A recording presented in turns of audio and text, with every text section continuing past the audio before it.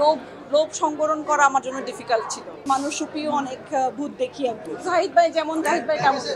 কাজ করতে তো ভালোই লাগে এবং কাজ তো সবসময় করতে চাই।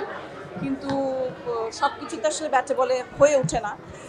কিন্তু এই ছবিটা আসলে এমন একটা ছবি, এটা আসলে ওই যে লোভ লোভ সংবরণ করা আমার জন্য ডিফিকাল্ট ছিল।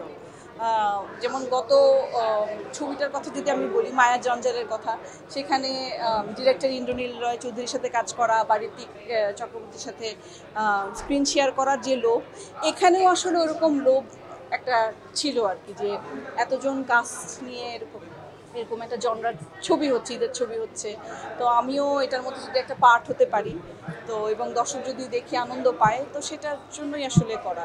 না, ওইটাই বলছি যে আসল মূল কারণটাই ছিল হচ্ছে সবাই মিলে একসাথে একটা কাজের সাথে সম্পৃক্ত থাকবো। ওইটাই আসলে মানে অনেকগুলো কারণের মধ্যে অন্যতম একটা কারণ। আমি ভূত ৩, এইটুকুর বাইরে আসলে আর কিছু বলতে পারছি। এখন এটা আসলে খুব মেটাফরিক একটা প্রশ্ন আর কি, যে আপনি আসলে ভূত বলতে কি বলতে চাচ্ছেন, আসল ভূত নাকি? আমরা তো আসলে অনেক সময় মানুষরূপীও অনেক ভূত দেখি আর কি। জাহিদ ভাই যেমন, জাহিদ ভাই তেমন।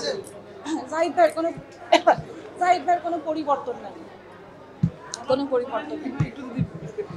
কাজ কমিয়ে দিচ্ছি কারণ ওরকম কাজ আমার কাছে আসে না যেটা আমি আসলে করতে চাই। এটা সহজ উত্তর। আমাকে যেসব কাজে দেখছেন সেসব কাজগুলোতে আমি করতে চাই, তার বাইরে অনেক কাজ আছে যেটা আমি করতে চাই না।